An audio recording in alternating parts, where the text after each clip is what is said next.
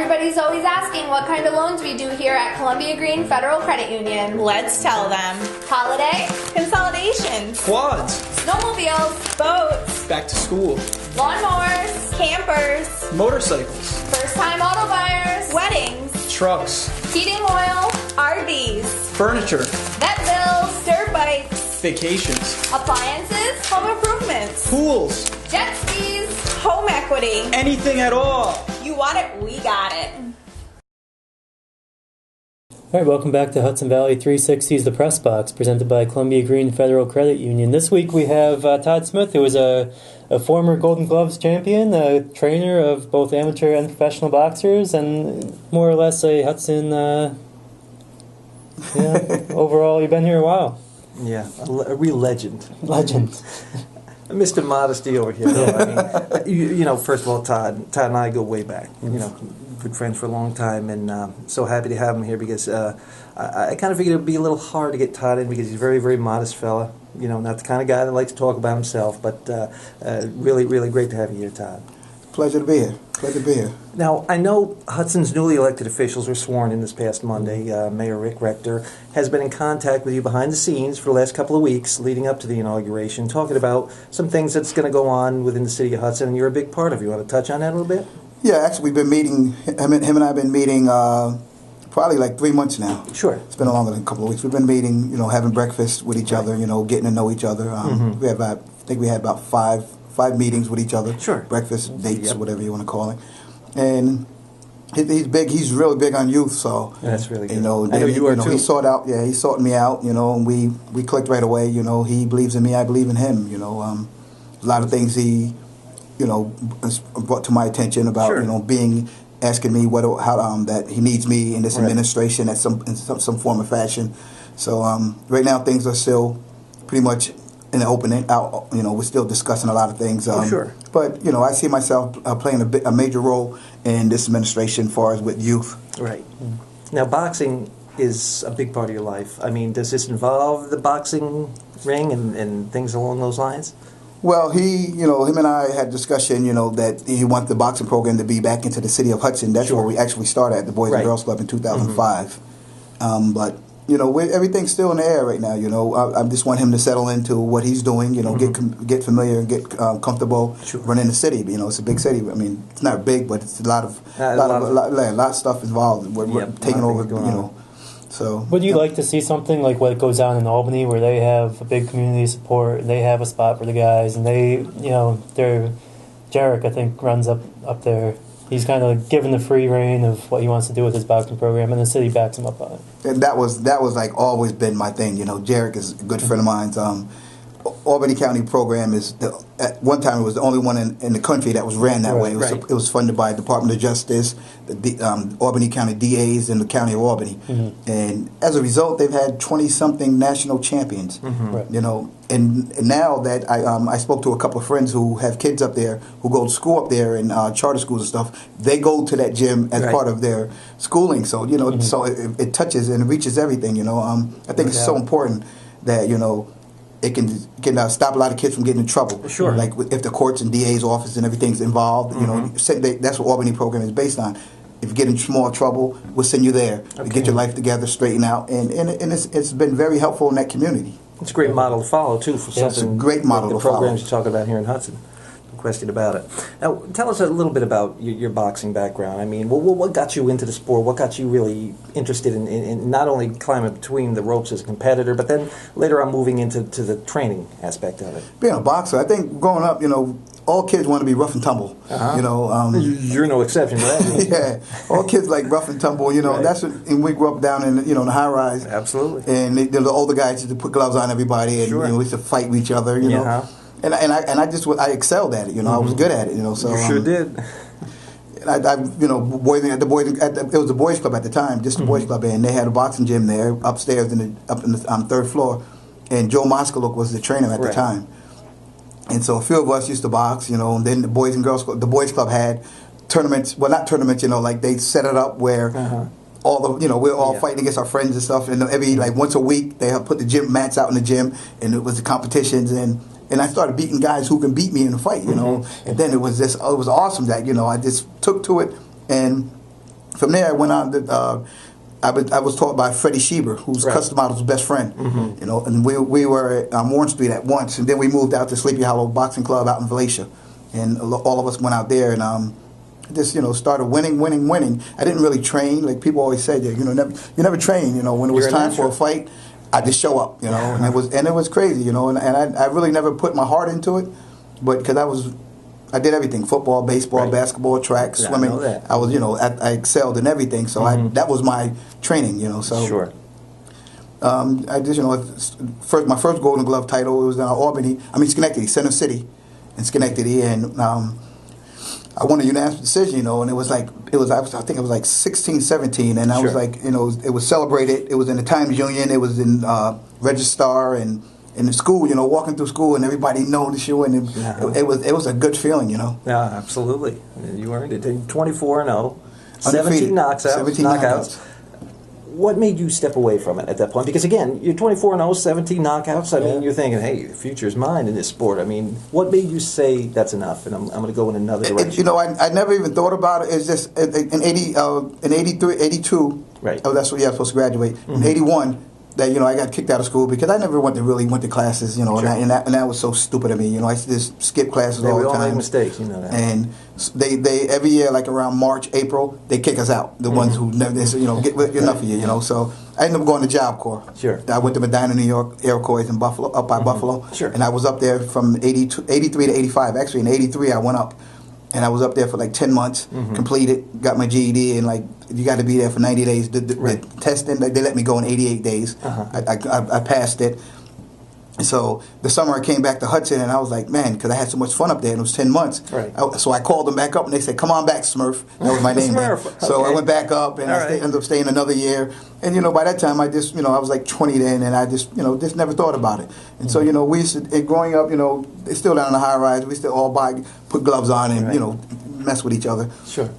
But, I just got away from boxing. There was the stretch of my life where I got involved with drugs. I was addicted. Sure. I've been clean, sober, nicotine free now 23 years. Good for you, man. But there was a time in my life, 8 year span of my life where drugs and alcohol just dominated, took over me.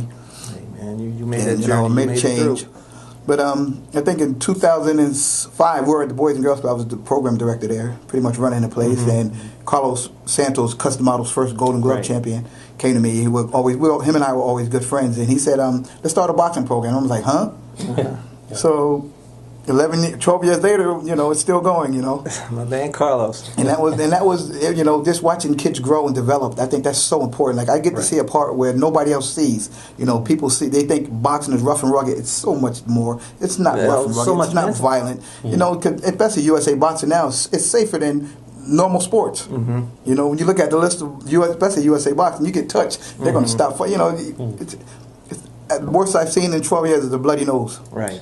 There you go. And that's the worst. And the kids I've had, I have some kids who've been with me since 13, 14 years old. They're 25, 26 now. They're professional boxers. Mike Black, Dave Tomaso, Ishmael LeBron. Right. Just watching kids grow. I got there's probably 6 or 7 of them in the military right now. Sure. 3 or 4 law enforcement. A lot of them in college. All the ones who compete, out of the close to 600 people I dealt with in these 12 years, all the ones who competed, which I would say is about 60 of them, every one of them graduated from high school. I got their high school GED. And you definitely deserve a lot of credit in that because you put these kids on the right path. Not that they weren't capable of doing it themselves, but you put them on that path, kept them on that path, and checking in on them. I mean, that means so much to them. That's what I've always admired about you is the fact not only do you help people, but you look for nothing in return. I mean, and that's so important, man. Like I said, I've been doing this 12 years, no funding. Right. Only funding we've ever got in 12 years, like TSL started us off. Linda and Maya Reed, they were supportive of us. They got us what we needed in the beginning. They gave me a little stipend in the beginning, but other than that, for the last 12 years, we've been self-funded. And it can be expensive. Kids, like I said, we got 50, 60 kids that are boxing, and we're traveling every 2 weeks all over New York State. New York City, we're down, we went out to far as Ohio. Michael Black and Ryan Meisenbacher competed in nationals. That's right. We got multiple Golden Glove champions, New York State champions. Kids are just having fun. And I see where, they develop friendships that lasts a lifetime. You know, I see them with guys from different states and different cities, small cities in New York State, and see them reaching out to each other on Facebook, and they're communicating with each other. That's a beautiful thing, man. That's the part that nobody sees. I see that. They're growing up. Not only the men, the women too. Like I had a woman that she came to me, 15 years old. Her aunt told me that she was sexually assaulted, and she's shut down from a lot of people. But she's been with me for the last 2-3 years, and everything. Her whole life. She's amazing. She's in college now. She graduated honor student, and now she's going to be a trauma surgeon for military. It's a beautiful thing. That's what she's going to school for. Because she seen all the guys were going in the military, so she just wanted to be a part of it. But then she called me and said that she actually was changing her major. She wants to work in human services. She wants to be a social worker because she wants to give back, and be the voice. She wants to be a voice. God bless her. It's a beautiful thing. Now, I know you've been up at the Anasta Boxing Club the past few years, and that's up at the old Hudson Moose Lodge. But prior to that, you had some modest beginnings. You want to talk about that? Modest beginnings. We started in the Boys and Girls Club. That's where we started at in 2005, and then with all the politics and stuff, they moved people out and everything. So TSL, Linda, she supported us. She got us into the Presbyterian Church. We're in there 3 nights a week. Not only we had the boxing makeshift ring, right? Yeah, we used to put chairs around. And that was your ring. Yeah, three nights a week, and we not only we had the boxing guys, we had also my ex-wife's and Stefan Moore's dance team. It was like about 70 of us all together. There you go. 3 nights a week we had to go in, set the chairs up, and put them down. Because they had meetings and other stuff going on in the room in the Presbyterian Church. So some days we had to set up and put the chairs back up. So we make sure it was clean and neat. So I think one day Pierre, he had just bought the Moose Lodge a year earlier. So one day they knew that the boxing program was going on. So he came down and he said, "Hey, we got a big place out here. We would love for you guys to come out there." So me and Carlos went out and looked, and everybody was like, "Wow, it's a lot of space out here." So then we ain't got to go to the point. Only 3 days a week at certain times, right? And and then we didn't have to pick up and set up all the tables and chairs. So we all went out there, and we've been out there ever since. Absolutely, and looking good out there too. Talk to us about some of your current boxers. I know you've got Zilla Kelly out there, Christian Race, Jameer Jones. Jeremy Van Alstine, some great kids you've worked with. Tell us about what you're doing with those kids now and what they hope to accomplish in the future. This breed of kid right here now that I'm working with, I think they've. I'm bringing them along a little bit slower than I did the other kids, because it was in the beginning. We didn't really know much when we first got into USA Boxing. I think our first bout ever was in like 2007, and 7 guys fought on that card. It was 7 out of 7. Right. It was a 15 bout card, and all of our guys, they got initiated. That was their first bout. Right. And this so happened that day, 6 out of our 7 fighters won, and it was just like nice. But what happened during that time, we were so good. Those guys back there, the Luis Lopez, Josh Lopez, Ryan Meisenbacher, Dave Tomaso, so many, Joe Downey. There's so many of them that, they were good that we end up fighting guys with 60 and 70 fights.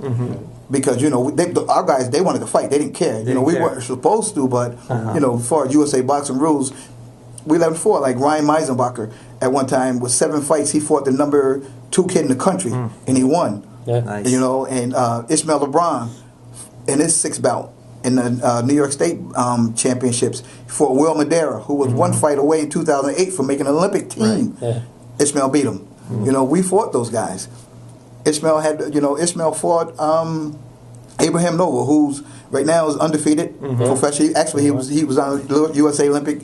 He was 1 bout away from making the team. Those guys in Albany, they're some great fighters, man. I think their structure is a whole lot better, because they got something built in where it's programmed whereas we shoot from the hip. We don't have the support and the back and the sponsorship, but we fight. We fight. You find it a way. The Zilla Kelly, Jameer Jones, and Christian, they've all started like a year ago. Unbelievable fighters, man. Unbelievable talent. They do a lot of with a lot of sparring and professionals down in New York City. They spar with professionals. They're sparring tonight with some professionals up in Albany tonight. Sure. And these guys don't care. They spar with Tommaso and Black, and they go at them, man. It's unbelievable. I've seen it. It's a different breed of kid, man. And, they're scary. Potential. The sky's the limit with this group. And you hope they stick with it. I mean, They're but dedicated, they have man. to this They're point. dedicated, man. Those guys, they go Zilla and Kristen in that cold gym. You know the gym. Yeah, I know. They go in I the know that gym gym. 8, 9 o'clock at night. It's like below zero in that gym, Right. and they're sparring with each other, man. Those two are rare. Yeah, that's for sure. Any professional guys, you still have a couple. Is Dave, anything on the horizon for those guys? Dave is just getting back into it right now. You know, over the holiday season, you know, they do a lot more family time and stuff. You know, spend time with the family. Comeback kid. There's things on the horizon. Dave, I think Dave and Mike should probably be fighting February, March. Mike is coming back from a major shoulder surgery. Yeah. He got cleared in August, but he wanted to make sure he strengthening his shoulder. But he was offered a 6-round fight for $10,000. And you know, and I'm like, wow, everybody was blown away. 18 minutes for $10,000. Yeah. Is it hard to steer those guys and tell them maybe this isn't the right opportunity for you? Maybe you should let your shoulder heal up a bit. Of course, they listen. You know, you know, because Tommaso and Black, you know, all of them, they said, you know, you're like a father to me. So that's because you know they grew up fatherless, and most of the guys, you know, they look at me as a father figure, and they take my advice. You know, they listen to me. You know, That's good advice, man. I present it to them, and we'd look at videos of fighters and say, what do you think? And then we'll go from there. You know, and they ask, what do I think? I said, if you do X, Y, and Z, I think you can make it competitive. Like Tommaso fought at Madison Square Garden against Darren Goodall. Darren Goodall was knocking people out. He was 2-0, one of the top ranked up and coming fighters. Dave got after him, though. Dave took him the distance and almost knocked him out in the last round, fourth round. Almost got him, man. And Roy Jones, and it was like, wow. They followed us back to the dressing room. It was unbelievable, man. Dave was definitely a crowd pleaser. It was unbelievable, man. You know, so it's an amazing that they're getting to share locker rooms and hotels with their professional champions who are these guys' idols. You know, and you know, but then they see that these guys are just like you and I. You know, they're humble. You know, you see them on TV, they're bigger than life, but when you see in person, these guys are just trying to make a living like everybody else. Very nice. I can't let you go without sending you a few random boxing questions. Best fight you ever saw, whether it was in person, on TV, or just old films. Best fight you ever saw. It's always got to be the Gotti Ward. It's always got to be the Gotti Ward. Yep. The Gotti Ward trilogy was always the best. You know, it's just blood and guts is what boxing's about, man. You know, they put their heart in it, passionate. You know, one was the underdog, and you know, other one said, you know something, not tonight. You know, so it was good. That's boxing. Best fighter you ever saw. Best fighter was Sugar Ray Robinson always. Sugar Ray Robinson always. Okay, all right. How about currently? There's a lot of controversy going around about the pound for pound best fighter in the game today. Who's that? Putting you on the spot here now. I know that. If, you know, honestly, it would have to be. I think the pound for pound best fighter right now, it would definitely be. I got to go with Crawford. Okay. I got to go with Crawford. Right. I got to go with Crawford. You know, he's done what he's expected to do. You know, he unified. He didn't back down from nobody, and he's moving up to a different weight class now, and he's calling out the fighters. You know, he did what he's supposed to do. He unified. So he's going up to 147 officially. He's going up. You think that's a wise move? I mean, there's a lot of sharks in that 147-pound welterweight division. We know that. He's from Nebraska. No, well, that's one good thing he got going for him. I'll give him that much. Big Cornhusker fan. We'll give him that much. But if you want to be great, you got to go up. You got to fight up. You got to fight champions up. You know, speaking of the welterweight division, which is my personal favorite, so we'll stay in that for a little bit. Tell me, there's talk of a unification type tournament, you know, to crown one champion in the 147-pound division, which would be a great thing. How do you see that shaking out? I know Crawford is your guy, but would you see Crawford maybe taking that 147 pound You know fight? Something right now, like I said, a healthy Keith Thurman is dangerous. But Errol Spence, I think he would probably win. I think he has the best competition. Sure. I'm talking about where he trains at. Right. He has Charlo Brothers and Lara. So that is like you can't get that That's true. That training is better than fighting. Actually fighting. So I think he'll be more prepared and more equipped for that tournament. Well, I'm just licking my chops thinking of about a final four maybe a Mikey Garcia, Spence, Crawford, and one time. I mean, that's it's up in the air, you know. Oh, boy. Any given night, any one of them could win it. Mm-hmm. Now, I just want to ask you about the heavyweight division. You know, coming up through the 70s, we saw the best of the best. I mean, it seems to be kind of a mess now. Anthony Joshua seems to have taken that step forward, I mean, to be the man. But are there any others on the horizon that you see maybe giving him a little competition? I know Deontay Wilder is saying he's going to take that title from him, but he's got a big man in King Kong Ortiz coming up as well. So, but do you see anybody challenging Joshua? Maybe for that title? Not right now. If anything, the light heavyweights will have to move up. The cruiserweights will have to move up. Mm-hmm. Right now, Joshua's my guy. Everybody knows that. Joshua's my guy. I mean, he's only had 20 fights, but UK fighters are different. You know, I think they fight better, they fight tougher because they got more support. You know, you got 60, 70,000 people cheering for you. Yes. You know, you're fighting. You know, especially in home in your own backyard. But heavyweight division, there's really like the top 5. There's only like 3 real good heavyweight fighters, and then it's a drop off. So I think the cruiserweights and lightweights light heavy is going to have to move up to make that more competitive. Speaking of cruiserweights, light heavyweights, I want to get your thought on our local guy, Alvin Varmall Jr. Mm-hmm. He's undefeated. What do you see for his future? Alvin is a student of the game. I enjoy Alvin. Alvin's a good person. He has a good heart. He's humble. It just got to, they're bringing him up right. They're doing the right thing with him. You know, they're not rushing him. He's getting a lot of good fights, good solid company. He's staying busy. Like you said, he's team no time off. Just when his time comes, he's gonna make a lot of noise. You know, when his time comes, he will be a champion. He will be a champion. I agree wholeheartedly, and like you say, he's a great guy as well. No question. But want to touch on Rashad Barksdale's big event coming up before we go. The 8th annual Run This Town charity event. Charity for his It's Okay to Dream Foundation is coming up March 16th. The times and all the details are still being ironed out. But just like last year, there's going to be a boys' a youth all-star game. They're going to add a girls' youth all-star game. You've got the big celebrity event, the celebrity game, which we had T.O. involved in last year. Just all sorts of festivities going on. And again, mark it down on your calendar. You won't want to miss this. March 16th. Now T.O. has mentioned on the Drive Time radio show that he may, in fact, make a return appearance. Right. Should he have a clear slate himself. If he has the time, he may make a. Don't want to go out on a limb and say he will be there, but there's a possibility he could return, and that drew a big crowd last year, and hopefully it'll do the same this year. Rashad always does it upright, and I'm sure he'll do it again. 8th annual Run This Town charity basketball event, March 16th, Hudson High School gym. Yep. All right, Todd, thanks for coming by. We appreciate it. Always a pleasure. We'll see you next week on Hudson Valley 360's The Press Box. Thank you.